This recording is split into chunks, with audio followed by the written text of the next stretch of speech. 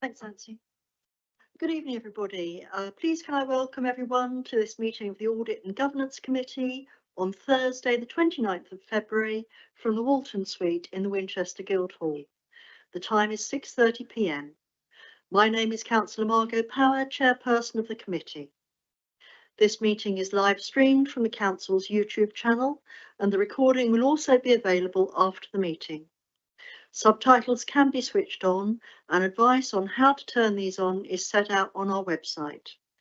Can I remind members to use their microphones, and can everyone please ensure mobile phones are on silent? In the unlikely event that it is necessary to evacuate the building, the fire alarm will sound. Please follow all the instructions given to you by our team. Turning to the agenda, first of all, do we have any apologies? No apologies, thank you, Chair. Thank you very much. Do we have any disclosures of interest? None. Thank you very much. I have no announcements. So we now turn to the minutes of the previous meeting on the 9th of November, pages 5 to 12 in your papers. Are these agreed as a correct record? Thank you very much. We have no public participation, so we now turn to item 6 on the agenda, the Auditor Value for Money report, and we have Mr. Souter here online as he's not able, regrettably, to manage the stairs on this occasion. Mr. Souter, would you like to go? Thank you very much. So yes, the report you have in front of you this evening, members, is our Value for Money report in respect of your arrangements for the financial year 22-23. Cognizant that we're almost at the end of the financial year 23-24, we have tried within our work to try and bring it up to date as best we can, although we're not covering in detail all the arrangements of the council for the year. So our Value for Money work is conducted under the requirements of the NAO's Code of Audit Practice, and we have to look at 3 criteria, which are the financial sustainability, the governance arrangements, and the general value for money arrangements to produce economy, efficiency and effectiveness. And the key headline message from this report is that we identified no risks in this area, and we were satisfied that the council doesn't have any problems, weaknesses or issues that would lead us to identify any significant weaknesses. So we have nothing to report by exception, and can give you, the assurance that we believe those arrangements are appropriate and effective in the conduct of your arrangements of the business for that year, 22-23, and no concerns raised into 23-24 as far as we are able to comment on at the present time. So we've set out in the report a general summary and commentary, which is a requirement at the front end, and then within the appendices to our report, we've set out the detailed arrangements as we've been informed and the evidence behind what we've seen, and just to refer to, but a lot of that information should be familiar to you as councillors because it is the processes, the activities of the council that a number of you will see from your various roles and interactions with the officers on an ongoing basis. So that is all I wanted to highlight in terms of the report, and I'd be happy to take any questions that any members may have. Thank you, Mr. Souter. Members, do we have? Yes, Councillor Gordon-Smith, thank you. Good evening to you. I'm curious that we've heard various horror stories about district councils that have got themselves into serious financial trouble. I mean, is this brief report, or is it adequate to have ironed out or discovered all these horrors that might be lurking in the woodwork? Councillor, we would certainly have hoped so, because that is our role, to try and identify the problems and the horrors as you describe them and to bring them to your attention as soon as we see them.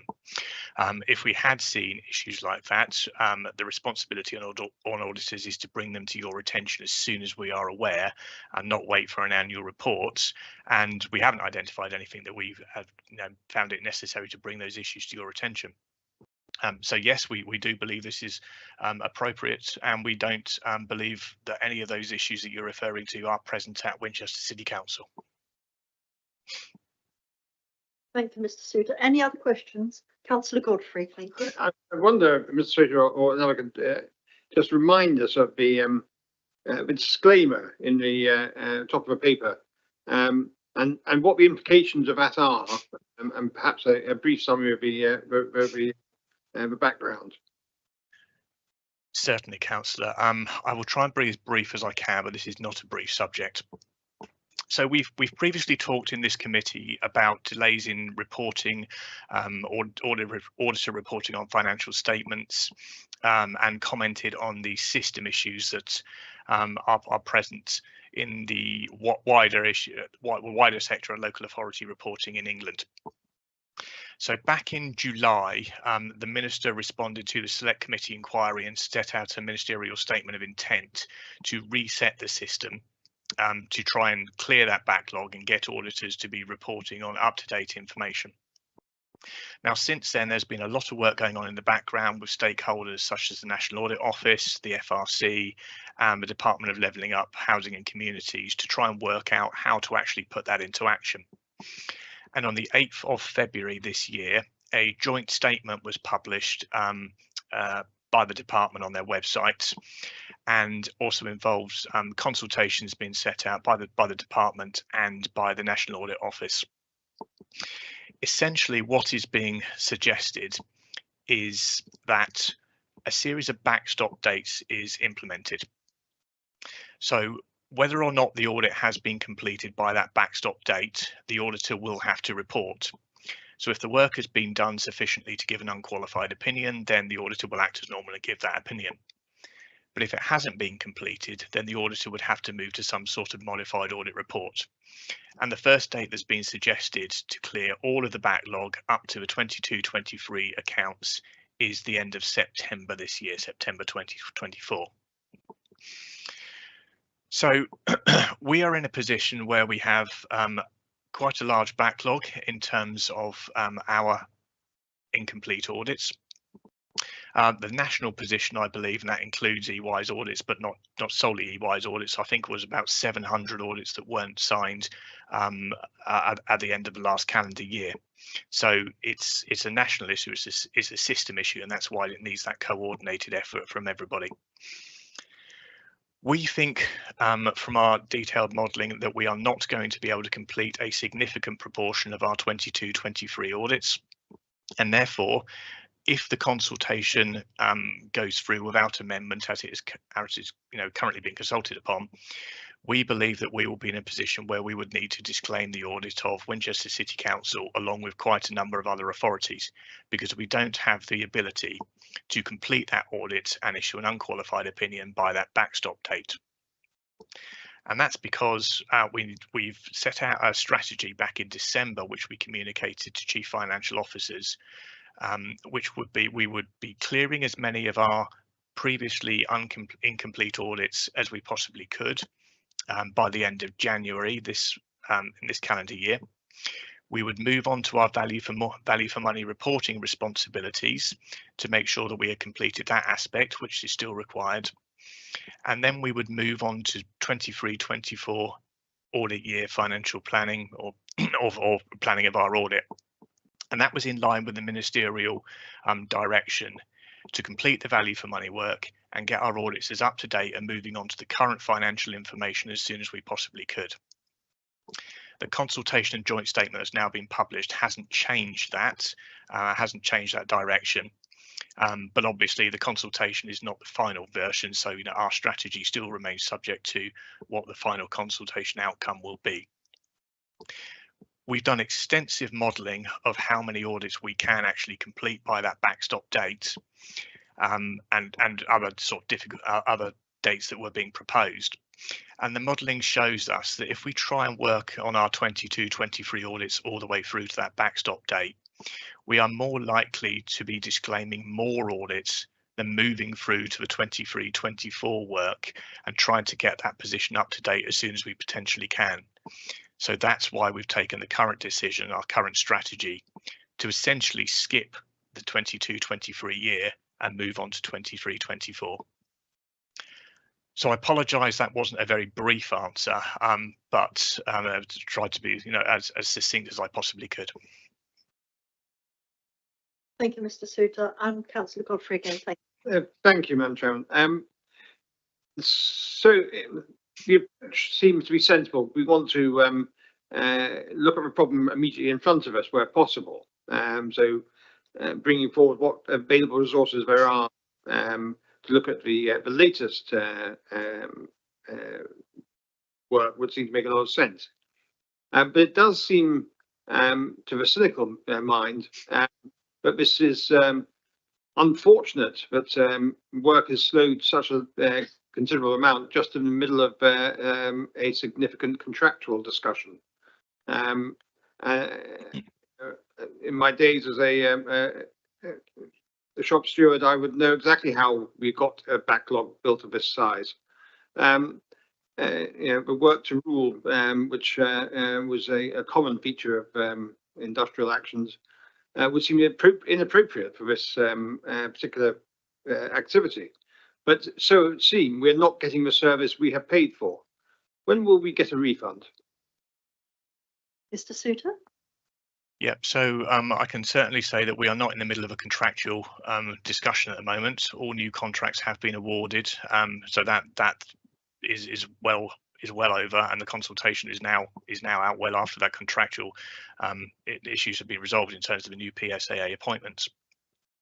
So yeah, we do anticipate that there will be a refund because I can't remember whether we have billed you for the entirety of a 22 or 23 audit and you have paid it, but assuming you have, we haven't done that work, and so yes, we would expect that because we haven't done all the work that's within the scale fee, that then there would be a refund to you. Now, subject to the outcome of the consultation, my assumption will be that PSAA, whose responsibility it is and who set the fee, will be completing and discussing with both local authorities and the audit firms the arrangements for that to happen, and therefore it will be done in due course. But because it's their fee and their arrangements, I can't give you a definitive answer of when it will take place. But the principle, you're absolutely correct. If we haven't done the work, then the authority shouldn't be required to pay for it. Thank you, Mr. Souter. Are there any? Councillor Miller, thank you. Are we in a situation where effectively we're just pushing the problem down the road? Because you've admitted that we're not going to get it all done by September. So are we not heading towards the next crisis and next resolution? Because by the sound of it, we won't have our audit done, regardless of how well our staff have done. You obviously can't find enough staff to do it. So does this problem just roll forward to yet another solution in September in reality on a national basis? And given how many councils are in trouble, isn't it really quite worrying that lots of them aren't going to be properly audited? It's certainly not a good position that we're unable to, and say we, on behalf of all the audit firms involved in the local audit, that we're not going to be able to produce full audits for all those authorities. Yes, I fundamentally agree.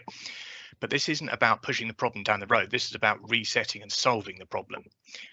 We've been pushing the problem down the road for about the last 3 years, hoping that if we keep chipping away, we will improve the situation and the backlog will decrease. And the evidence shows us that over the past 3 years that hasn't happened, and the numbers of delayed audits are going up and up. So therefore, this is why a reset needs to happen. So, and unless you change the behaviour, you'll get the same result. So the reset and introducing the backstop date is that change of behaviour. So wherefore there is a fundamental cut-off date that has to be addressed, whereby we give an opinion. Hopefully, unmodified if we are able to complete the audit, but it has to be given regardless. So that's the reset phase. What comes next is what they're calling the recovery phase.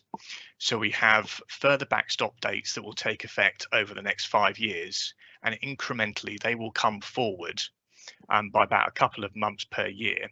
So that will bring us back onto target over that 5-year period to enable auditors to move forward, to get more audits done so it doesn't rebuild. But there are going to be local authorities, we think, that are going to struggle to be able to support audits and to be able to clear those and for audits to be completed by the subsequent backstop dates. And so it is likely that further audits are going to be disclaimed. But the aim is those numbers are going to come down. Now, we don't believe that Winchester City Council are going to be within that criteria. If we had concerns about your ability to be able to produce a set of financial statements and support an audit, we would have brought that out in the report that's in front of you today. So we think, in our view, that you are well set to be able to produce a set of accounts, and hopefully then by the fact that we have taken this strategy, we will be back on track from the year 23-24 and back aligned with the timetables we used to experience before this whole backlog started building. Thank you, Mr. Souter. If you were a betting man, how many years do you think we have to look forward to of disclaimed opinions? So for Winchester, I would say, so initially the disclaimer will come on your 22-23 set of accounts. So that's on the closing balances as at the 31st of March 2023. Now, when you do something like a qualification or a disclaimer, that does roll through for the next few years.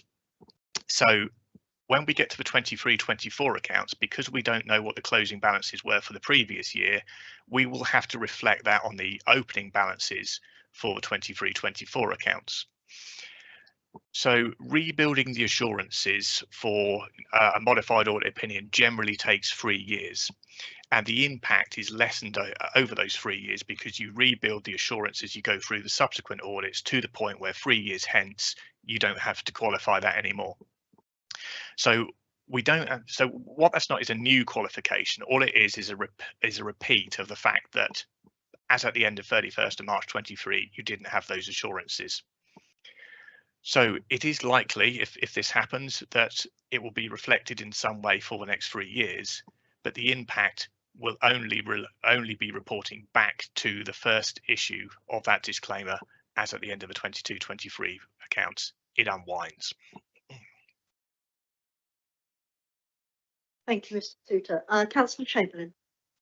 Thank you, Chair. My question with regards to page 30 of the report, and within that page there are some general assumptions detailed. So my question is that there's a couple of items there. At Council last week, we approved a budget with a 2.6% average increase on the district council tax, and also there's an inflationary figure called out, contractual inflationary figure of 3%. Whilst I appreciate, obviously, we're talking about the last 2022-23 financial year within this report, is there any movement on those numbers that give you cause for concern as we look forward? So Councillor, we haven't looked at the budget that was set last week. So we looked at the arrangements 22-23, and as I said, we tried to bring it up to date for 23-24, but that doesn't include the 24-25 budget. That will be contained within our next VFM report, and we will be able to highlight any concerns we might have then.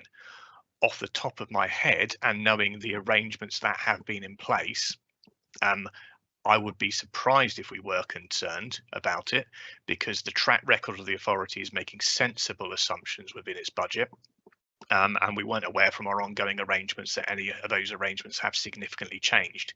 But we will need to actually look at it and do that detailed work first before we can come back and give you a definitive answer. Understood. Thank you. Any more questions? Oh, Councillor Aqua. Yes, thank you. Mr. Souter, I remember maybe 1 or 2 meetings back, you had mentioned that you were having problems trying to recruit staff. Is that still the case? Recruitment is certainly still challenging for local public audit at the moment. There are not many specialists out there. The age profile significantly at senior levels is that a number of people, experienced people, are retiring. So it's still challenging. Now, in our contract with PSAA for the audits going forward from 23-24, we bid for a level of work that we felt we could sustain based upon the number of staff we have retained over the past few years. So we are comfortable that our new level of work we can deliver. But it would be wrong for me to say that the wider situation in terms of, specialists in local authority accounting is not still constrained and challenging. If we lose, for example, a couple of our managers, it's very difficult to replace them with people of the requisite experience. We therefore have to train them up over a slightly longer period. But we're comfortable that we have the right number of audits for the right number of staff, which is about the best assurance I can give you. Thank you. Any more questions, councillors? Councillor Gordon-Smith, thank you. Yes, I was on page 30.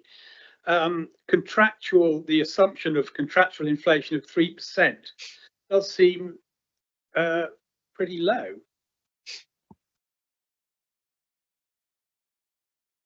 So we're reflecting on the position, councillor, quite a while ago. Before inflation was hiked up, we felt it was a reasonable decision based upon what the council knew at the time. Now, experience has showed us since that the inflation assumption or the inflation was higher than that assumption. The council has subsequently managed that in terms of its outturn figures for 22, 23 and 24. So while the assumption turned out, to be a little bit more optimistic than actually happened, in reality, the other arrangements the council has in place to manage its budget were sufficient to ensure that it could manage and bring that budget in within a reasonable level. So overall, we are still happy with the arrangements that the council had in place, which is our overall conclusion within the report.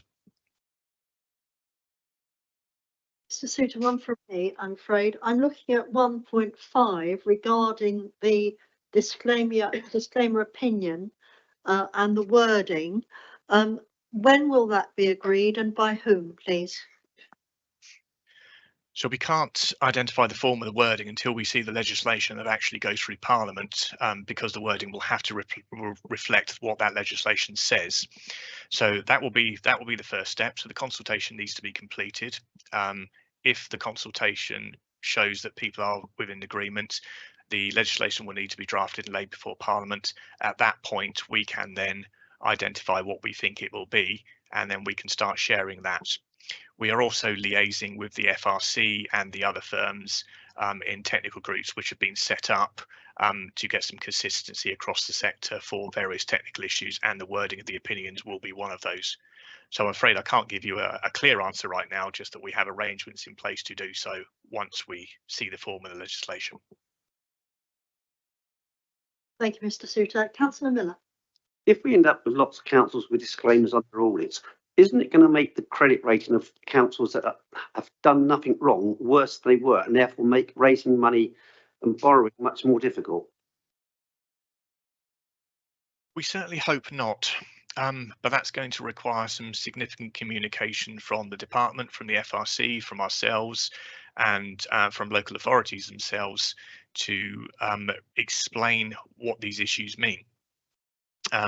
So, I mean, that probably is the best assurance I can give you in that regard. I'm not in the credit ratings. I don't precisely know how it works, but I would sincerely hope it doesn't happen. Thank you, Mr. Souter. Any further questions, councillors? Councillor Godfrey, thank you. And that last point would seem to be very significant, given we're about to delve again into the borrowing market. Would Mrs. Keyes be able to obtain an answer for us from our Treasury Management advisors, unless she knows the answer already? Thank you, Chair. I don't know the answer already, and I am happy to take that away and explore it further.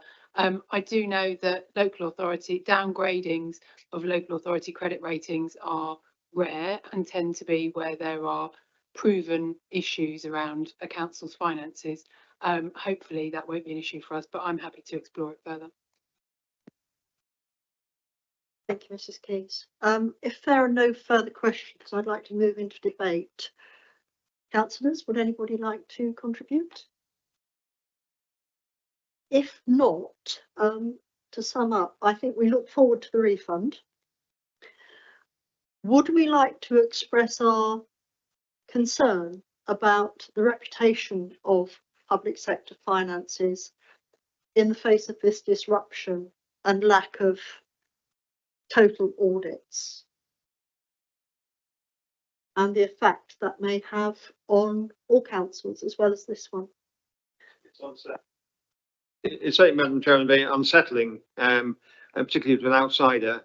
We don't want to give him any impression that our finances are, in any way uncertain, any more uncertain than they are.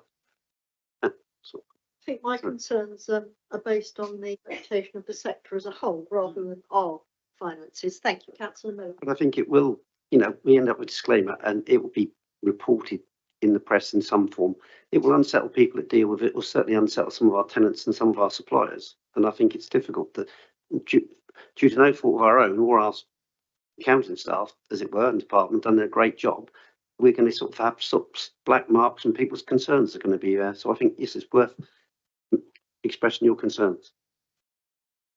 Very much, Councillor Miller. Are you happy with the wording on that, Nancy? If you could just repeat what you said again, that would be helpful. Thank Um, you. So we look forward to the refund. Yeah. And we are concerned about the effect on reputation of local councils as a whole by a series of qualified opinions, which does seem to be the most likely scenario going forward. And I've forgotten the rest. Councillor Miller, help me out here. And I think the concerns of our residents and people we deal with, suppliers. Thank you. Thank Are you, we Chair. happy with that as a conclusion? Yes, Chair. In that case, thank you, Mr. Souter, and I hope you're off your crutches soon. Thank you very much. Good one. Turning to the internal audit charter on pages 43 to 56, agenda item 7, Mr. Harvey. Thank you. Thank you. Good evening, members. So this is one of the documents from ourselves that you're formally required to approve each year. It's the internal audit charter, so it's a very important document. It outlines our purpose, our responsibilities, outlines our access arrangements from Section 151 officer, the monitoring officer, chief executive, and through to the committee. Outlines our independence, our objectivity, that will take due professional care in everything that we do, and it obviously gives us free and unfettered access to all records and officers. Where the standards haven't changed since or been updated since 2017, there hasn't been a requirement to update our charter. It's been formally assessed by the IA in our last external assessment. It's been fully compliant with all of the standards. So it's essentially the same document that's been before you for the last several years, bar minor updates for dates. More than happy to take any questions, but there's not a great deal to say on this. Thank you, Mr. Harvey. Do we have any questions for Mr. Harvey? Councillor Godfrey. Thank you. In the Annex 1 of the paper, you list an impressive long list of partners and organisations which are being serviced by Southern Internal Audit Partnership. Do you have the resources and the capacity to deal with these this number of agencies, and what measures are in place to retain these staff from the obvious pressures in the commercial market? That's a very fair question. We resource accordingly to deliver the audit need. But as Mr. Souter outlined, we're facing similar challenges to external audits, although we do have a few more flexibilities with ourselves because bar some distinct examples. So, for example, on the computer audit side, it's of a less specific and technical nature than some of the requirements on external audit. But it is a challenging market, so we've continually recruiting to make sure that we're maintaining and building our capacity to fulfil our audit needs. We are tied into Hampshire County Council's wage structures and wage restrictions, so we don't have the flexibilities, and obviously we're not for profit. It's been previously reported to the committee on a number of occasions. So we can't compete with some of our external private sector competitors who can come in and poach some of our staff, but we do all we can to make it a good working environment, offer other benefits within the remit of the county council to retain our staff, and are constantly looking to recruit and bring on more staff to build that resilience and build that capacity. Again, when we enter discussions with any potential new partner. At the time, we don't know whether or not any staff are going to TUPE across from their existing audit provision.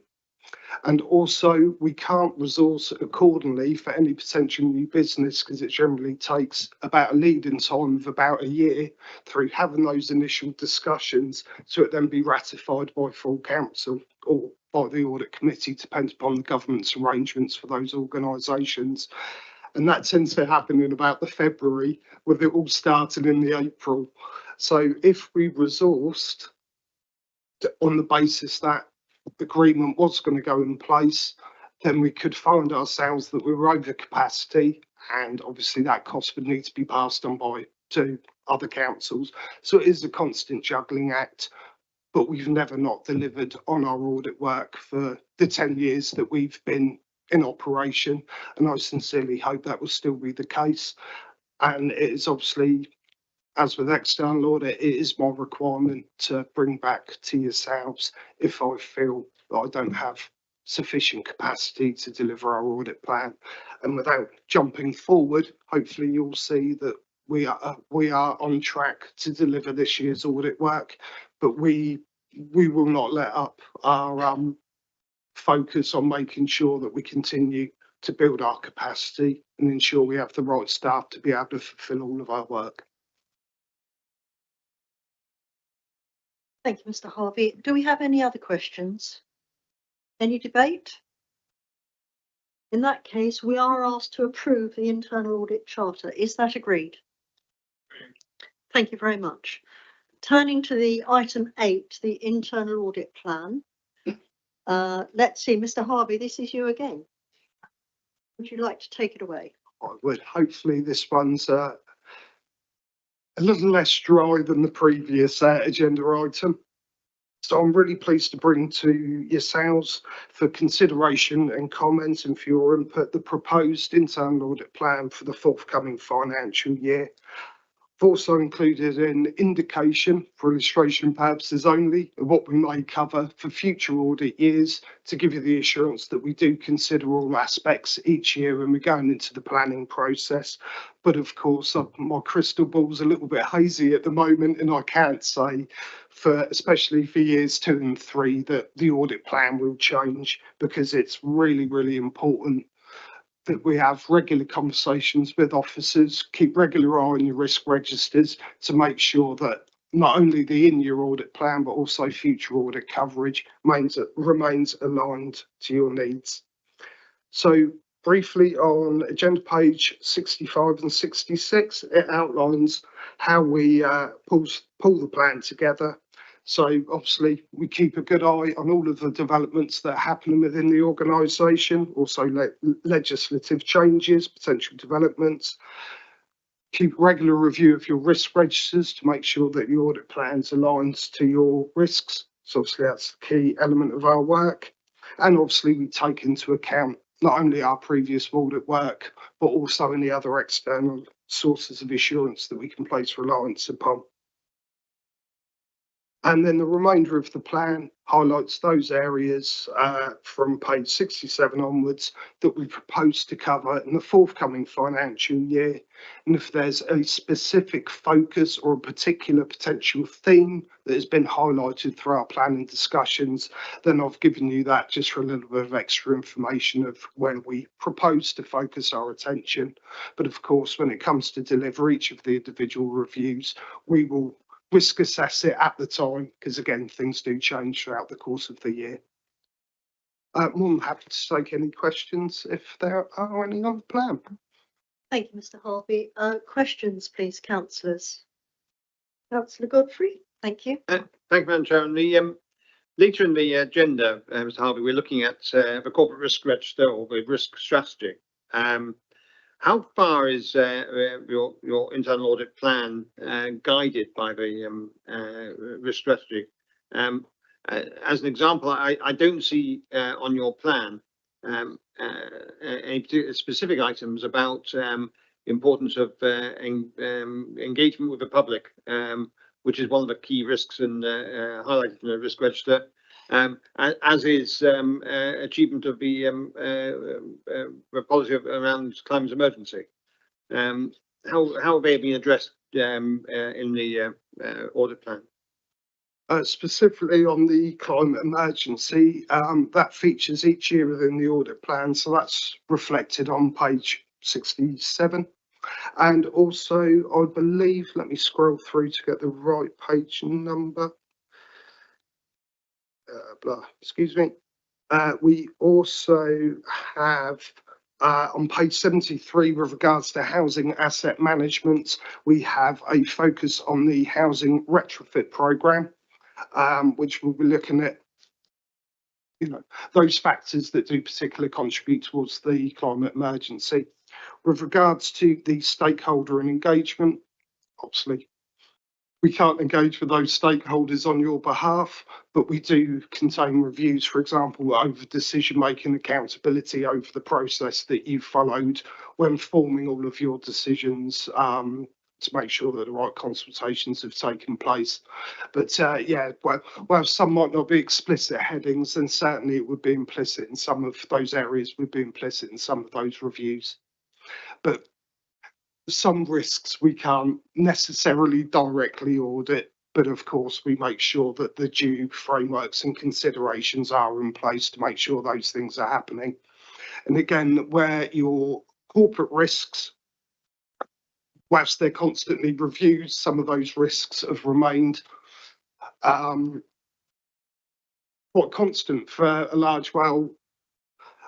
We seek that we're getting sufficient assurances that those risks continue to be managed, so we wouldn't necessarily keep repeating the same audits year after year just to confirm what we've already confirmed previously. But of course, we do keep that under constant review. And obviously, not only looking at your corporate risk registers, but obviously your operational risk registers as well, because it's quite important that any risks that are identified are appropriately considered and either escalated up to the strategic risk register or de-escalated accordingly. But we take it all into consideration when we're forming our audit plan.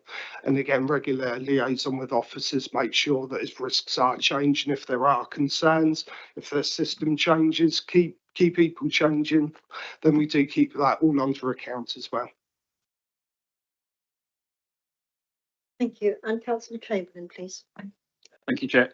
My question relates to the table on page 67 onwards, and specifically the transformation challenge. So as I look at that table and the title of the sort of the audit reviews going down, to my mind, the transformation challenge 25 could fall under multiples of those different audit reviews. I guess my question therefore is, would it not be more sensible to have an audit review specifically on TC25? And my thinking is it presents quite a specific challenge to us in terms of the ground it's going to cover. It's obviously importance to us. It will have a strong focus obviously on cost versus benefits, the whole digital transformation piece that then sits behind it. It would seem to be more sensible that becomes an audit review, TC25 becomes an audit review in its own right, and therefore all of the other audits can focus on their natural territory, if I can use that phrase. So I was keen to get your view on that. Certainly. So again, the line above it, which is programme and project management in general, we either look at the general framework or we're homing on one particular programme.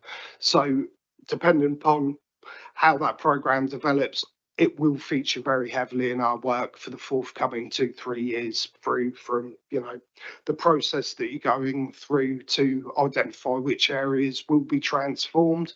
We're there obviously to provide advice and assurance as well, to make sure that the right controls are in place and things don't get diluted, especially given the current economic climate. Everyone wants to save money to be able to do more, but there's always a risk that control frameworks do get diluted too much. So we always offer that advice and support as well. And again, with any of your areas that it does achieve the intended outcomes through the benefits realisation, be it savings, operational efficiencies. So it will feature quite heavily both on individual specific areas that do transform. But yeah, of course, we can include a specific heading on that for future years or within this year if you feel it'll help. But yeah, we'll be all over that at the right time from governance arrangements as well. Mrs. Keys. Yeah, just to add to what Mr. Harvey's said, really, under the financial stability audit, that is designed to look at the robustness of the plans we have in place as that overarching transformation programme and TC25. But yeah, individual projects, as those are developed and as they are deployed, then we can use internal audit resources to gain assurance over the implementation and the realisation of savings through those transformations. Thank you very much. Change is risk. We know that, don't we? We've been there before. Any other questions? Councillor Gordon-Smith. Yes, looking at corporate risk 12 on the nutrient neutrality, obviously, I mean, to the best of my knowledge, that came completely out of the blue. And I think the planning officers 2 years ago were completely, well, hadn't seen it coming. I certainly didn't. I mean, are there other things, unknowns that are going to?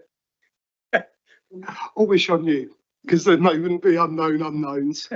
Again, all we can do is just make sure that the audit plan remains agile and fluid. So it's new risks do emerge, then our audit works appropriately aligned to it, which is why again, any proposed changes to the in-year plan is always reported back to the committee, be it, blimey, this has just cropped up. We're not going to be doing this and this now because we don't have the resource. It's more important to be looking at this area, or actually this issue's gone away a little bit. There's no need for us to look at it now because there's a more important area to look at. But yeah, I still haven't quite got my head around the whole nutrient neutrality thing myself. Yes.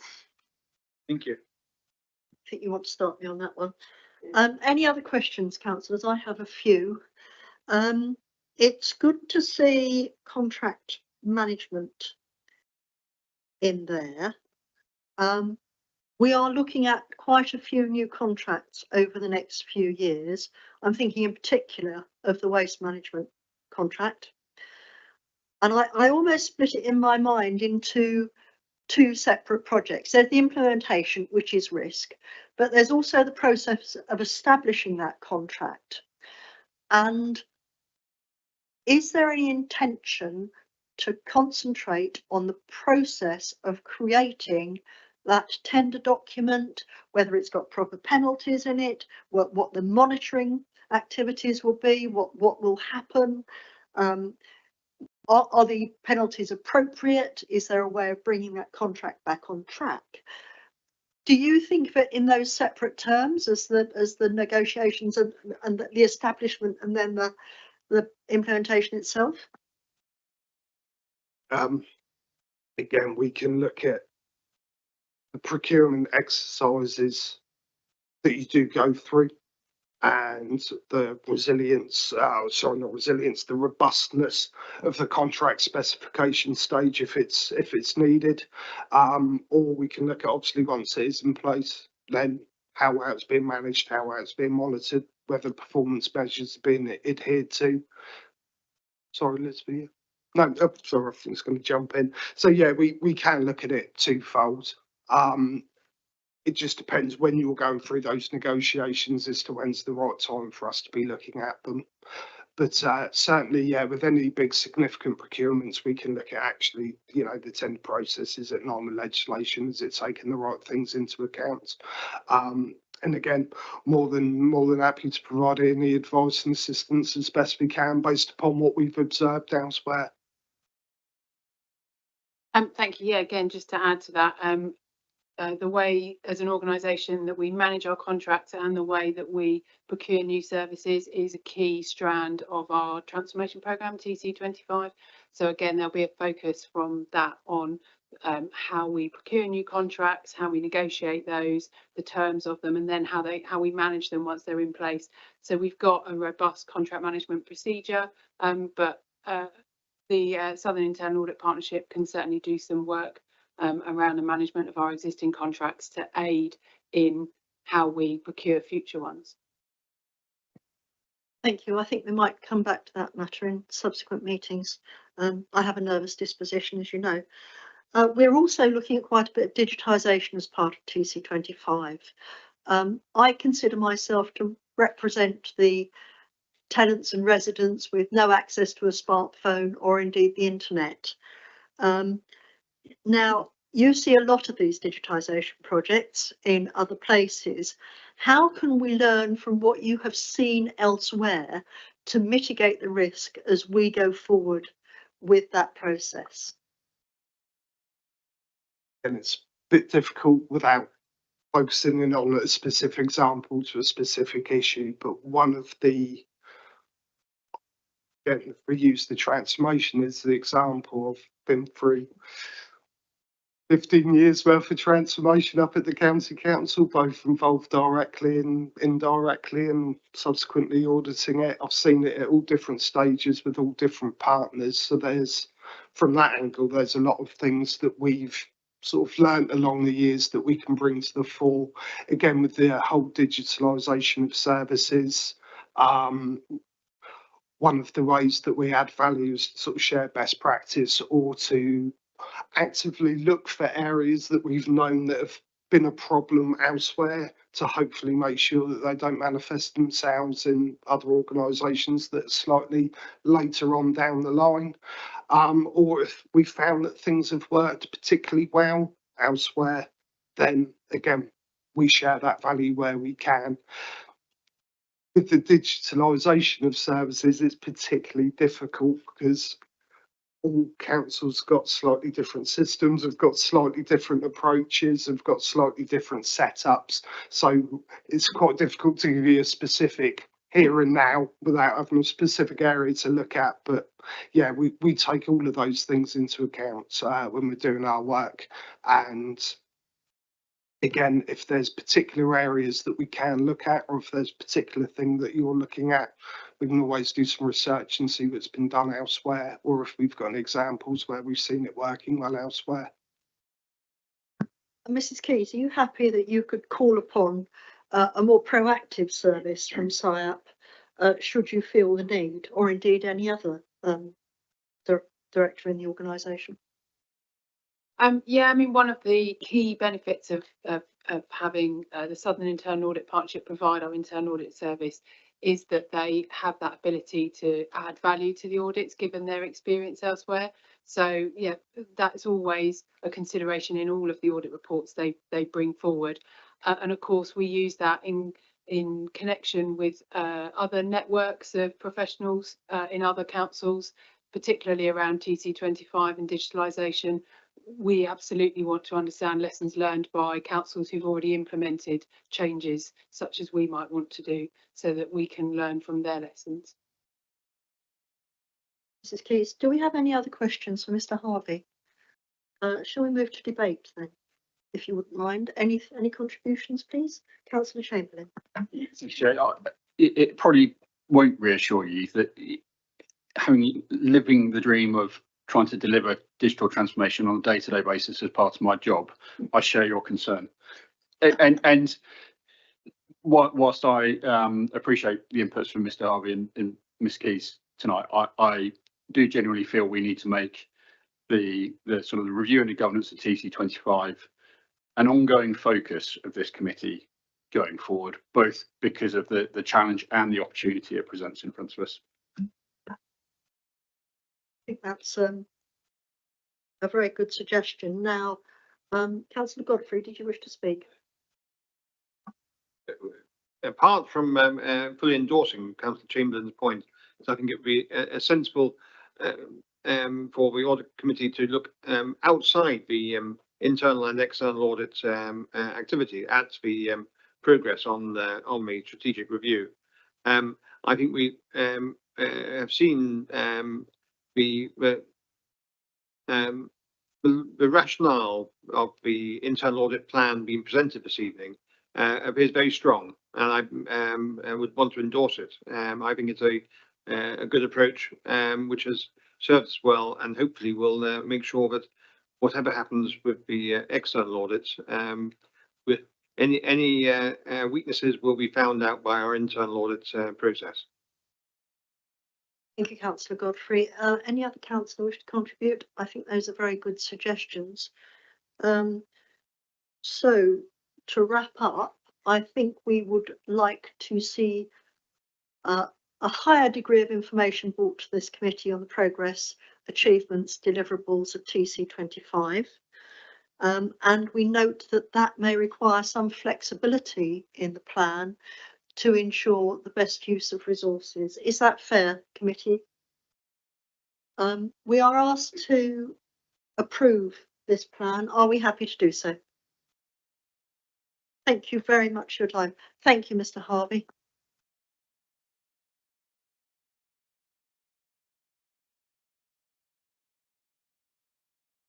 Thank you, Chair. Good evening, members. This Q3 report is in the same format as you've seen throughout this year and covers the period towards the end of last year.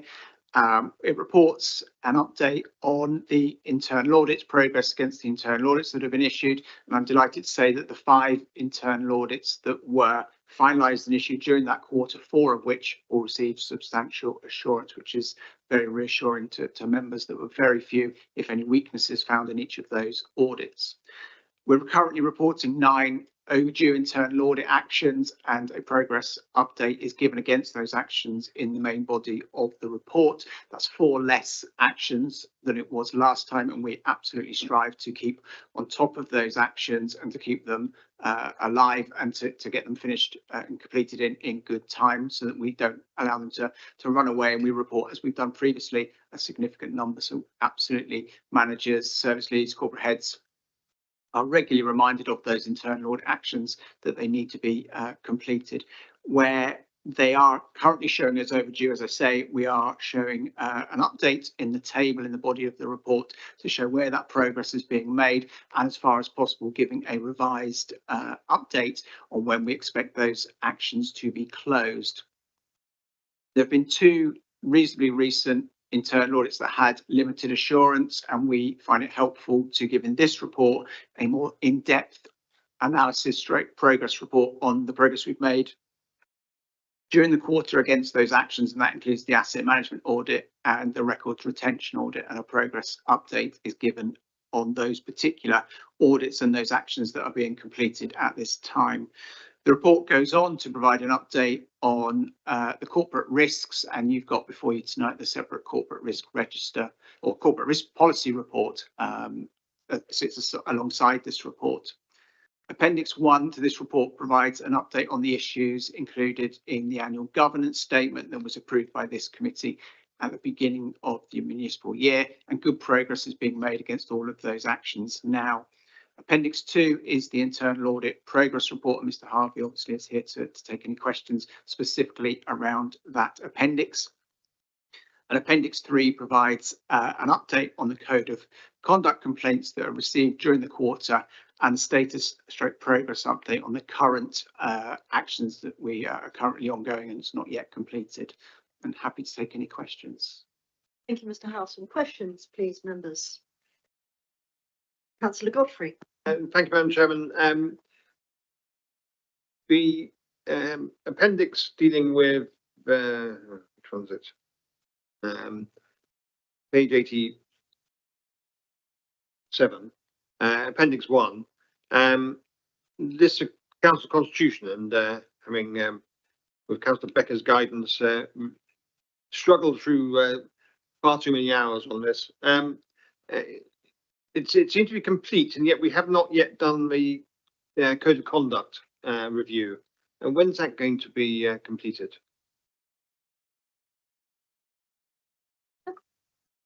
There we go, that is working. As you know, the departure of the previous monitoring officer has caused a slight delay on that, but I have spoken with the interim monitoring officer, and we are putting plans in place to make sure that that is done, hopefully by the summer. Thank you very much. Other questions? Councillor Chamberlain.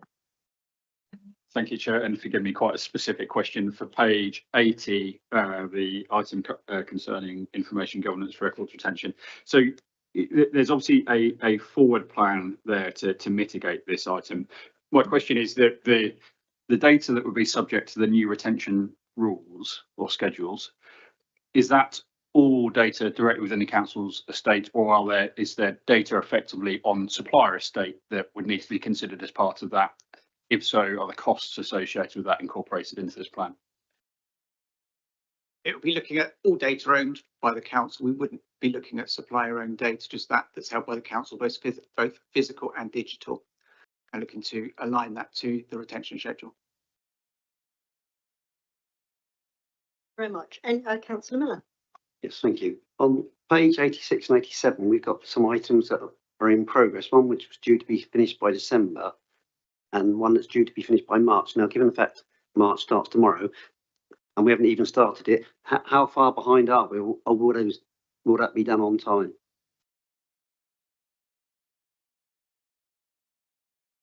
Progress is certainly being made against those individual actions, and we're surging on ahead. We certainly hope to achieve that within the deadlines that have been agreed, but there may be some slippage, and we'll report back to the next meeting on the progress that we've been made. Thank you very much. I have a question regarding asset management on page 82. There is quite a lot of work to be done. And I wonder, Mr. Howson, if you could give us a status report on that is fairly up to date, and what your plans are for keeping us informed going forward. Please. Thank you, Chair. Yeah, I'm happy to answer that. It's always rightly alarming if we have an internal audit that comes back with a limited opinion. So I asked the corporate head of asset management for an update on that. I did want to reassure the committee that the auditors didn't find any examples of failures in statutory compliance, but the focus of the audit was around roles, responsibilities, records, schedules, policies, monitoring, reporting, and those areas of governance.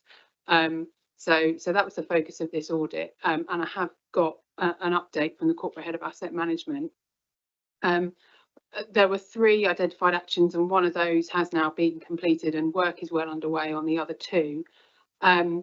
There was some concerns around diarising maintenance checks, and that the records that they used to do that within the team were not sufficient. So they have now augmented the process they were using with an additional control system to provide a more comprehensive view and to give additional assurance over completeness of those records. So that is now in place and operating. There were concerns around the reactive nature of maintenance. It is by its very nature reactive, and it's difficult to manage within a system, but details of ongoing and identified checks are now regularly recorded within the council's asset management system. So that is a direct result of the findings from the audit. The corporate head of asset management did ask me just to reiterate to council that statutory compliance checks on leased out properties are a tenant responsibility. So we have fully repairing and maintaining leases. So the responsibility for those kinds of fire safety checks, etc., are the responsibility of the tenant in the building. So that limits down the number of properties which we're talking about. So it's the ones where we are using them for the delivery of our own services. And asset management condition surveys on those properties are undertaken at a high level by officers, and potential risks and issues, should there be any identified, result in more comprehensive and intrusive survey work undertaken by the team. So they have made changes to their processes and the way that they record the compliance checks that they're doing as a result of this audit. And I would suggest that perhaps next year, if there's any slack within the programme, the audit team could come back and do a very light touch update on this area to provide further reassurance to committee.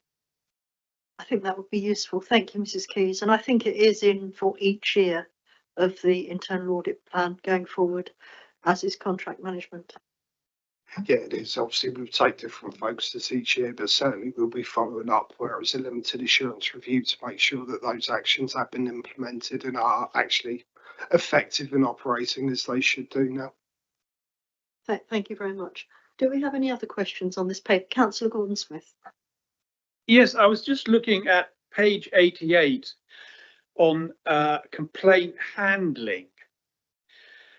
And I take note of what's written. And one of the things is a monthly report of complaints in their business areas where the complaints have been responded to within 10 working days. And this slightly leads on to what Mrs. Keyes was saying about diarising maintenance. And we have a perennial problem with public toilets, of which I'm rather too familiar. And I just wondered if we're going to improve the complaints process, it also has to be linked into a series of sort of physical actions, shall we say. Can we sharpen up on that process? I think there's a further question about this as well. Where do the statistics on the number of complaints, the resolution of complaints, the satisfaction with the handling of complaint actually go to, so that councillors can be assured that we are addressing those complaints? Certainly, quarterly we report on the response against complaints within the 10 working days as part of the quarterly finance and performance report, and that will be included in the report coming to scrutiny next week.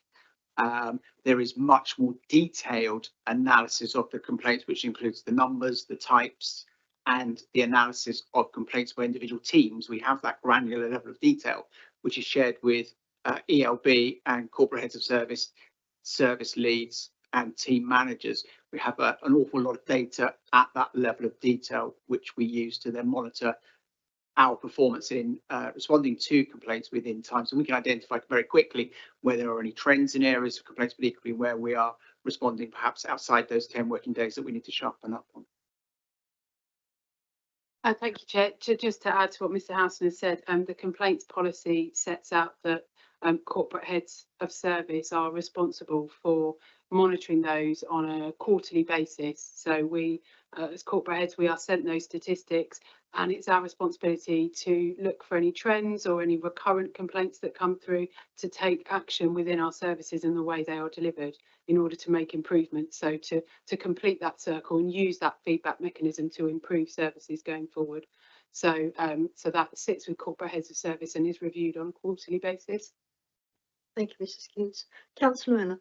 Yeah, looking at the Code of Conduct, Appendix 3, it looks like we've cleared a massive amount of the backlog. For a long time, we were very concerned about how many cases there were.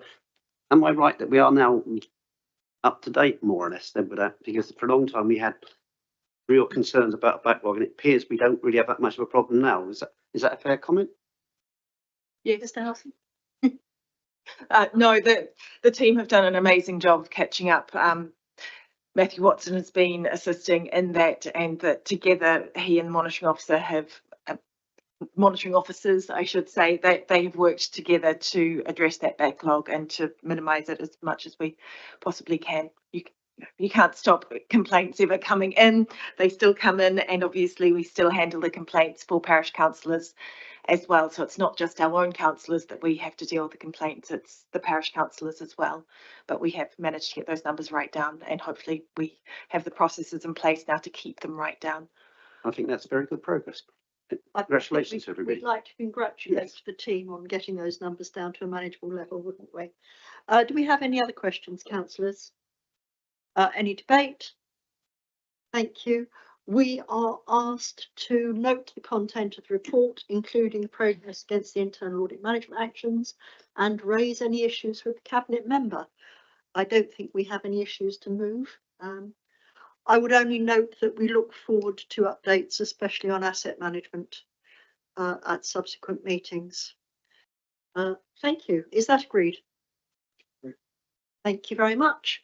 Let us move on to risk management. Mrs. Keyes, I think you're introducing this one. Thank you, Chair. The annual review of the risk management policy is due to go to Cabinet on the 14th of March. And so it comes this evening to Audit and Governance Committee for you to review and comment on the report that is attached. And then Cabinet will consider that feedback at its meeting in March. So this report presents the updated risk management policy for 24-25, and it sets out the council's approach to risk management, the council's risk appetite, and details for managing risk. There's a summary of the outcome of the annual review, but in essence there were no material or major changes to the policy, the risk appetite, or the process. Some minor changes were made and are summarised in paragraph 11.7 of the report. That includes updating the definition of risk in section 1, and that's just to bring it into a line with the latest guidance from Alarm, which is the professional association. There's clarity on the role of the project managers in risk management in section 4, and that's to align to the council's project management methodology that's been adopted this year. Clarification that ELB received notification of any escalated or new operational risks for review quarterly in section 10, and that just reflects the current process. And other specific responsibilities table has been updated in section 12 just to reflect amended organisational structures. So in addition to that, in paragraph 6.2 of the Cabinet report, we will update that if necessary after this evening's meeting with any feedback that Audit and Governance Committee want to be included within the Cabinet report. And just as an aside, it also details that within quarter 3 of 23, the risk management process was audited by the Southern Internal Audit Partnership and received a substantial assurance opinion. So I hope that reassures committee. Thank you, Mrs. Keys. Do we have questions, councillors? Councillor Godfrey. Thank you, Madam Chairman. The concerns I raised last year on this report seem to have been tidied up. I'm grateful for that. And there has been an improvement in the application of the risk strategy in the way that the corporate risk register reflects the aspirations to reduce the level of risk. I wasn't sure what whether this has been fed through into the major projects. Obviously, we don't yet see the highlight reports from those. I know this is an aspiration that we have been long held in this committee, but I've yet to see them. The concern related to those major projects last year, and there is in the changes a mention of project managers identifying risks in a different way. And I wonder if that could be explained in a bit more detail, because I can't interpret what the change is. Mrs. Keys, are you happy to take that one? Yes, Chair. So this risk policy applies to all of our major projects, and the methodology is used to assess and manage those risks around major projects, and the risk registers for those individually come forward with decision-making papers. So those risks are still reviewed as part of this process and are brought to ELB when there are decisions to be made. And the change is just to bring it in line with the project management methodology.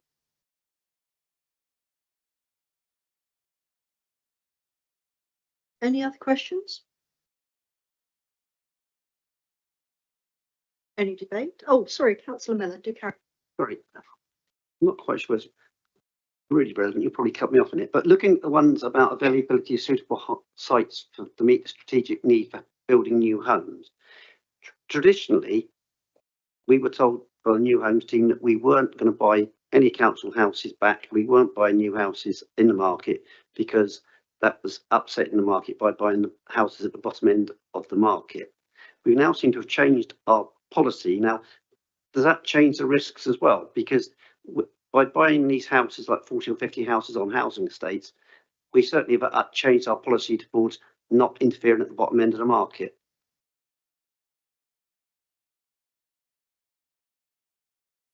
Yes, in the HRA budget paper that came to council last week, there was a change in strategy around the acquisition of houses for the HRA was set out in that report, and it is a change of policy and a change of strategy because of this risk.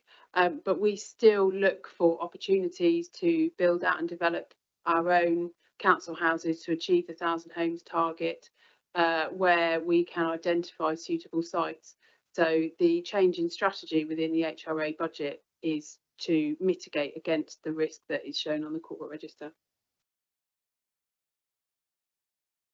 Thank you, Mrs. Keys. There were other reasons for the acquisition of homes that had previously sold under the right to buy, notably being the resettlement funding. I seem to remember that also the bump in build cost by 48% was a factor when we looked at this paper last week. I think, were you in that committee, Mr. Councillor Miller? I think you were, weren't you? How we were looking at things traditionally up until that point. I think Mr. Harvey, I think it was Councillor Gordon-Smith actually referred to the known unknown.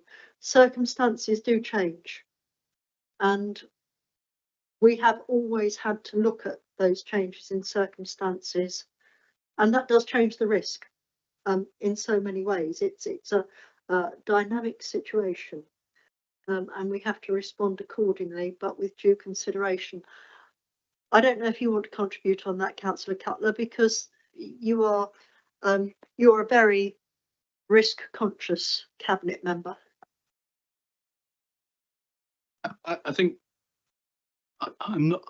Yes, I don't know if it was ever explicitly stated that the reason that we didn't buy in the market was because it would distort the market, but that may have been the policy of the previous administration, may have taken that view. I have my doubts if it would have a significant effect, quite frankly, and in fact, one of the positive effects, perhaps, particularly at the buying of new homes, is that we insist on higher standards. So we're actually buying homes of a higher environmental standard than are being produced on those sites generally, and that, if anything, is pushing the developers in the opposite direction, and that they may feel that they should improve their standards generally. I'm not sure whether it's just whether that risk was ever explicitly stated in the policy in the first place, so that whether the change of policy changed the risk as assessed by the council rather than a risk that may have been, it's in a way it's an external risk. If we affect the market, maybe that's something we shouldn't do, but it's not a risk to the council, is it? Not as such, provided we can actually buy decently built new homes. It'd be interesting talking to people that work on building sites about the state of new homes generally. But no, it's not a risk as such to us, but it's definitely a change of how we saw the position of not taking houses at the bottom of the market for young people to buy. So we're definitely restricting the number of houses slightly by doing it. But it's probably not relevant for this committee anyway, so perhaps I should just stop. I think that might be best. I think it's outside our remit somehow. Thank you. Actually, I do think you raise an interesting point, given the publicity that's been about the quality of build on new builds at the moment. That it may be a risk that we ought to consider within the HRA is how we assess the quality before we buy them, because there have been some real horror stories about that, and it may be just something that we talk to the HRA, the housing teams about, the new homes teams about, is how do they mitigate the risk that there have been these quite appalling drop in standards by certain house builders. Yes, because up until now we've placed a contract for houses to be built and we had a big say in it, but now we're buying houses that are finished. We've lost a lot of that control about the state of the house.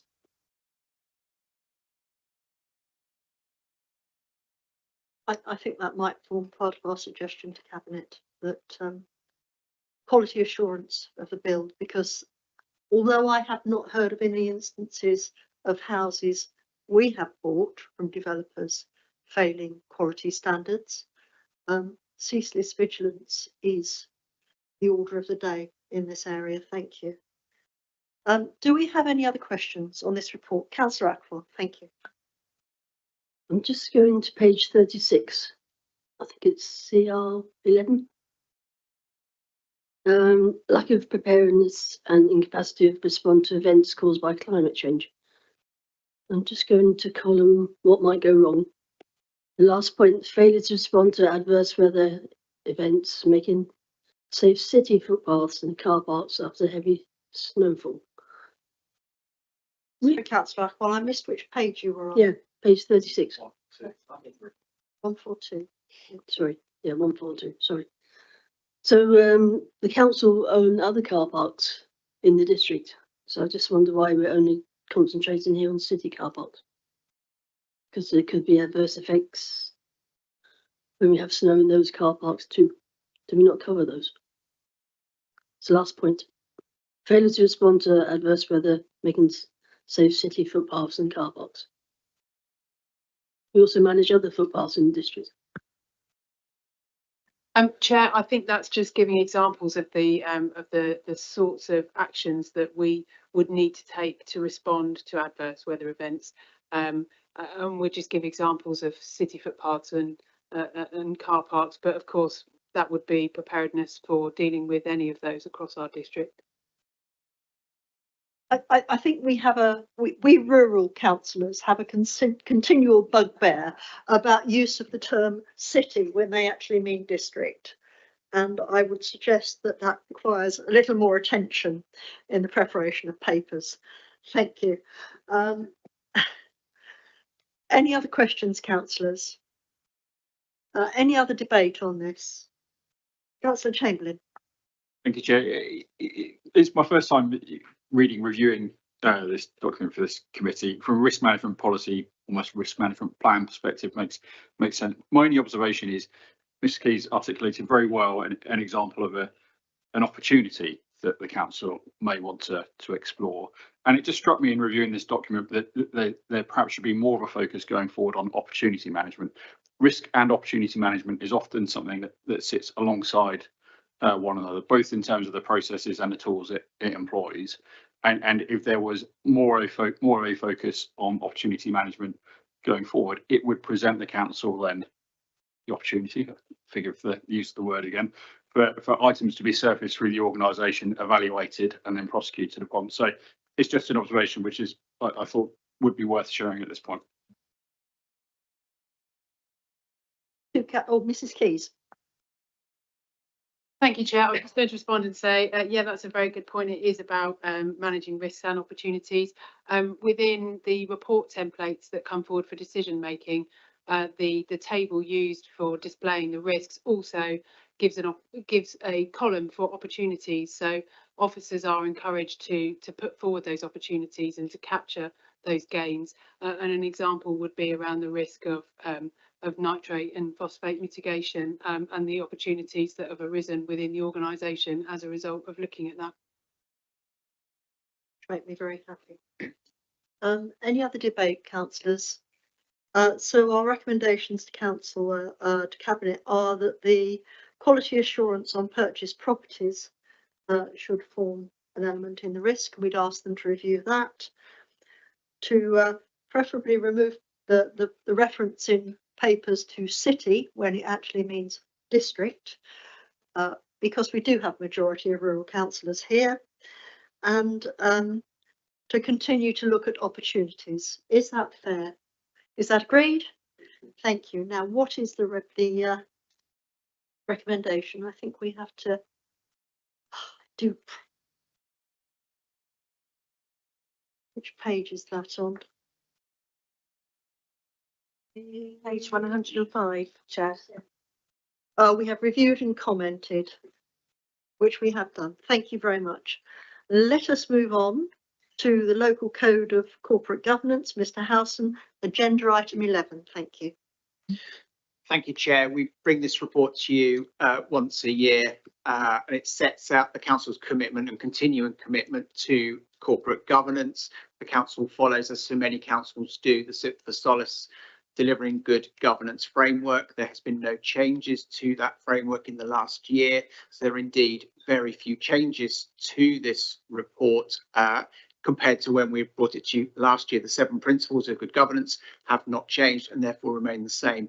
What we have done is taken the opportunity to review the evidence and how the council complies with those principles in Appendix 2. And in the main body of the report, we've alluded to some of those very minor changes, but important changes, if you like, to ensure that the report is brought bang up to date. Happy to take any questions. Thank you, Mr. Howson. Do we have any questions? Any debate? We do have to approve this paper. Are we happy to do so? Thank you very much. So we then move on to agenda item 12, the recruitment of independent persons. Mr. Toohey, welcome, your first appearance at this committee. Yes, thank you, Madam Chair. The committee has before you this evening a report in relation to the proposed commencement of a re-recruitment exercise for the role of independent person within the council. The committee will have read the report, but just to summarise, the council is required under Section 28 of the Localism Act to appoint to the role of independent person in order to give a view on complaints against members, including whether to investigate a complaint for alleged breach of the councillor's code of conduct. In addition, at least 2 independent persons are required to form a panel in the event of dismissal of statutory officers. The council, as do other local authorities, recruits a pool of 3 independent persons in order to meet these requirements. It's now timely to commence a refreshed recruitment for the independent person roles, and the report tonight seeks the committee's approval to commence that exercise. The committee is also invited to nominate 3 committee members to form an interview panel along with the cabinet member for community and engagement in order to interview candidates and take the decision to select, as I say, 3 new independent persons. Thank you. Thank you, Mr. Toohey. Do we have questions, councillors? Councillor Godfrey. I'm sure I'll find out, but is there a term of office for independent persons, or do independent persons, if they're foolish enough, reapply? So there's guidance, if you will, recommended guidance on this, and on the basis of that, in particular, some recent guidance that's come out. Our recommendation is for going forward a term of 2 years with an option of 2 years to renew. There is no specific rule that would prevent an independent person from choosing to reapply. And there are 2 schools of thought in that regard. Quite recently, there has been some guidance that following consultation with the members across the country, where feedback indicated there was a preference amongst many members to look to curtail the term that an independent person would serve, with a general view that it's useful to do so that you have that refreshed relationship occurring with a new set of eyes, if you will. And so to that end, we will be taking that into account when we look at candidates. Thank you very much. Could you take us through the workload of these IPs? I've sat on a few standards board with them and found their contributions valuable, but I know they do a lot of review of cases that do not come to panels. Do you have an and we've also been through a particularly turbid time with complaints. Do you have a feel for the amount of hours we are asking an IP to give to this role? Well, that's a very good question, Madam Chair. It is tied in inherently with the volume of new complaints that may come through in a given year. So to some degree, it's very difficult to set a definitive amount to that. And of course, I would add, as I'm sure you're all aware, Winchester has quite a number of parish councils. So as has been explained earlier on the evening, and I'm sure members are very aware of this, the role of review of councillor complaints includes not just the district, but also the parish councils. So given that number, there is a broad range of possibility as to how many complaints may come in during the course of the year. Now, in terms of the work that the independent person carries out, when done, the manner in which the process is conducted is such that the lion's share of the activity should fall initially on the shoulders of the monitoring officer and the monitoring officer team, who prepare, as you say, an initial review of a matter to come to a decision initially as to whether to proceed further. Now, in terms of the independent person, that should really involve a consultation discussion with the monitoring officer team having prepared all of that information in advance and talking that through with the independent person. So in terms of the scale of the work required from the independent person, that should be supported via that discussion. The next element, though, is if it does move towards an investigation, what is produced is a very fulsome report by the monitoring officer and the monitoring officer team. So from the independent person's point of view, they would need to read through that information carefully, absorb it, consider any questions they may have, and consider comment that they would like to feed into that report. So in that regard, that's a serious piece of work. I should think that done properly, it should take about 2 to 3 hours of time. And as I've mentioned, Winchester, as do other local authorities, rely on a pool of independent persons of 3, so that in the event that you do have a large volume of complaints coming through, that pool should share the load in terms of only one independent person is required to comment at on any one given matter. So in that regard, it should be manageable. I hope that helps to answer the question. Sorry, that was a rather long answer I gave.